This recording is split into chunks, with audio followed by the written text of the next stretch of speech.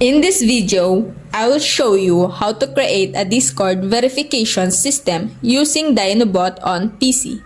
First, click the plus sign shown by the arrow, type the channel name, and click Create Channel. Next, go to the channel settings,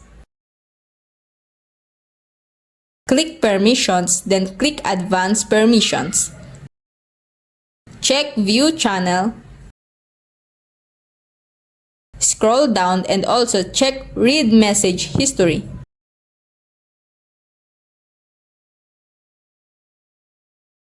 Click Save Changes, then press ESC.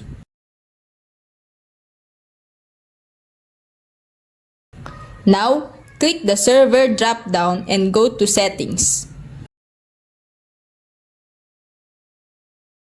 Click Roles, then click Create Role. Rename the role and type the name you want. Go to Permissions, turn on View Channels,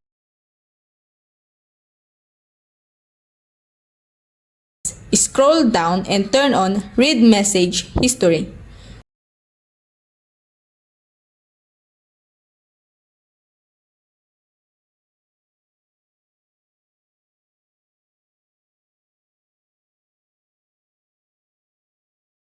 Scroll up and turn on the two required permissions, which is Message.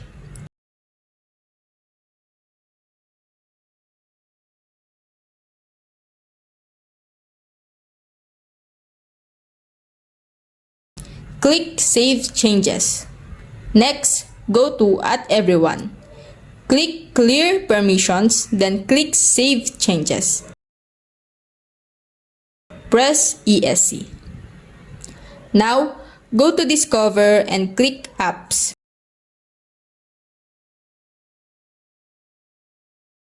Search for Dyno. Click it, then click Add App.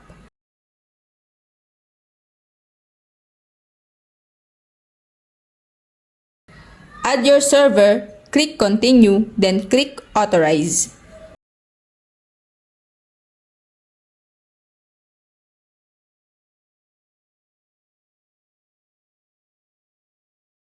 Once it's connected, close it and return to your Discord server. Open Settings again. Click Roles and drag the Dyno role to the top.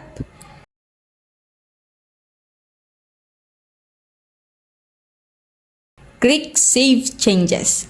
Now, go to the Dyno website.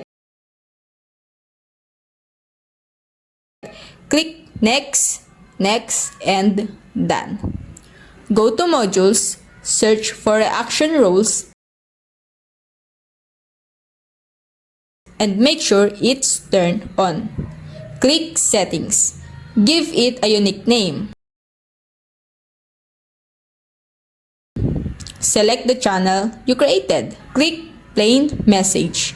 Then type your verification message.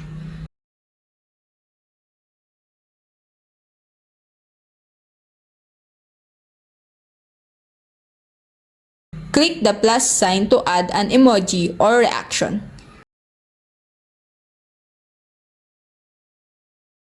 In Roles, choose the role you created earlier, then click Save.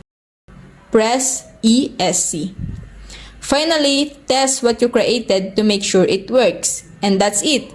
You have successfully set up a Discord verification system with Dynobot. If this helped you, don't forget to like, share, and subscribe.